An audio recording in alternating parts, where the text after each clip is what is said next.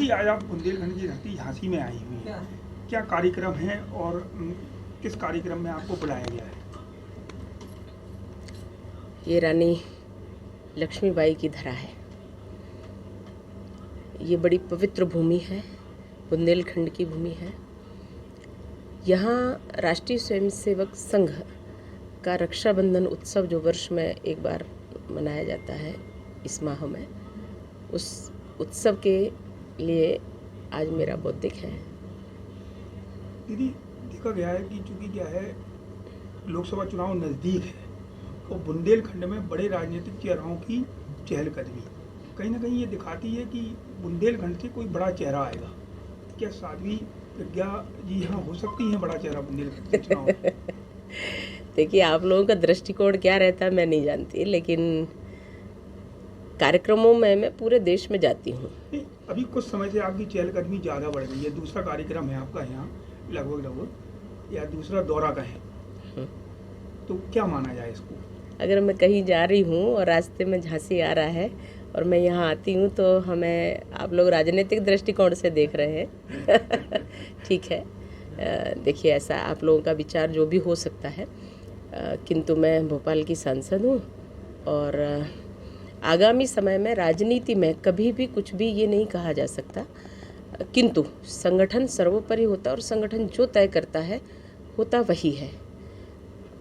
और मैं संगठन निष्ठ व्यक्ति हूँ, इसलिए मैं संगठन की ही बात करती हूँ।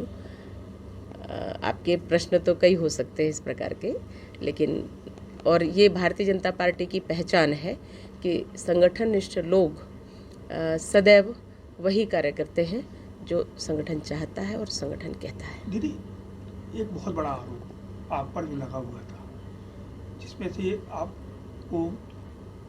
आपका उस समय बयान आया हुआ था कि कोर्ट को दबाव में लेकर हम पर आरोप लगाए गए हैं, जबकि एनआईए की रिपोर्ट में हमको मालेगांव ब्लास्ट में क्लीन चिट दी गई थी। ये कहाँ तक सच हो रहा है अब, और वो जो साजिश करता थे वो कौन कह रहे थे? अभी धीरे धीरे सभी सिद्ध होने वाला है। जिन्होंने षड्यंत्र किए थे वो बिल्कुल उजागर होंगे, सत्य सिद्ध होगा और विजय सदैव ही सत्य की होती है।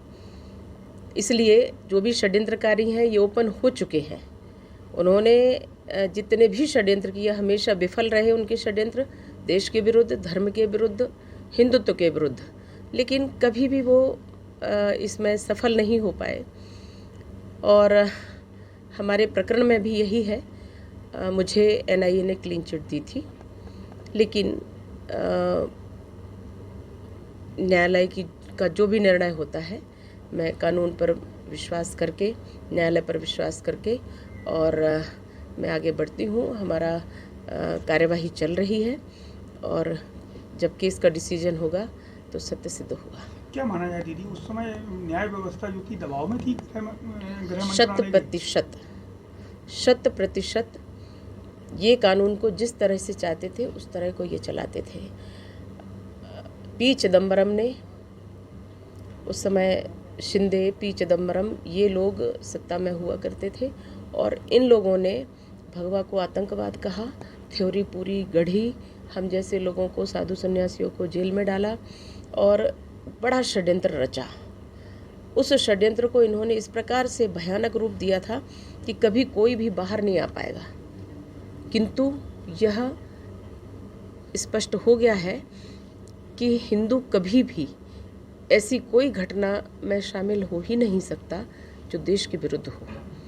तो यह सिद्ध हो चुका है। एनआईए में हमें क्लीन चिट दी गई थी, लेकिन जब हम केस लड़ कर के बाहर आते हैं तो वह हमारी सही विजय मानी जाती है। नहीं तो ये भी आरोप लगा सकते थे कि केंद्र में इनकी सरकार आ गई और इन्होंने इसलिए ये बिना लड़े हुए बाहर आ गई हैं। हम लड़ाई लड़ करके, संघर्ष करके विजय प्राप्त करते हैं। ये क्षत्रिय होने का एक शान भी रहती है, मर्यादा भी रहती है और ये सत्य भी रहता है कि हम संघर्ष करते हैं। और वो संघर्ष जब एक एक परत खुलती है उसमें यही लोग बिल्कुल उजागर होते चले जा रहे हैं और हमारा केस का निर्णय भी जल्दी आएगा। और हमारी विजय सुनिश्चित है।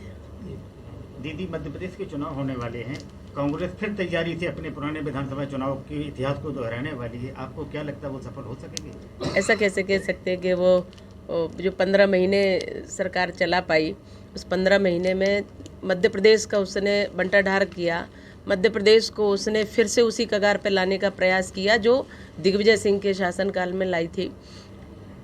और इसलिए जनता ने 15 महीने की सरकार को अब पुनः एक दिन 15 मिनट के लिए भी स्वीकार नहीं करेगी जनता, क्योंकि जनता कांग्रेस के शासन को बहुत अच्छे से जानती है। मध्य प्रदेश में जो स्थिति थी कांग्रेस की, जनता कभी उसको स्वीकार नहीं करेगी। भारतीय जनता पार्टी परम विजय को प्राप्त होगी। एक और है, चंद्रयान पर पूरा देश गर्व कर रहा है। बिल्कुल बिल्कुल। तो कांग्रेस सियासत कर रही है। कांग्रेस का तो दुर्भाग्य है कि उसे कभी खुशी मिल ही नहीं सकती, क्योंकि उनका विचार देश के हित में नहीं है। उनका विचार कभी भी धर्म के हित में नहीं होगा। राष्ट्र धर्म को निभा कैसे सकते हैं, क्योंकि उनका अंतर्मन जो है ना कलुषित है। देश की वृद्धि में, देश के विकास में अब चंद्रयान पहुंचा है तो इसमें कौन सी पॉलिटिक्स है? देश पहुंचा है, भारत प्रथम देश बना है चंद्रयान पर पहुंचने वाला। दक्षिण में जो उसने स्थापित किया है, शिव शक्ति केंद्र बना है। भारत क्या बन रहा है? विश्वगुरु, भारत पुनः विश्वगुरु बनने वाला है और भारत माता हमारी विश्वगुरु के स्थान पर विराजमान होने वाली हैं। इनको कैसे पच सकता है? क्योंकि इन्होंने तो जो नीति राजनीति की है, हमेशा इसको तोड़ना, उसको फोड़ना और अपने सिर्फ व्यक्तिगत परिवारवादी राजनीति जो इन्होंने की है, उस राजनीति में ये फंसे हैं, निहित स्वार्थ में फंसे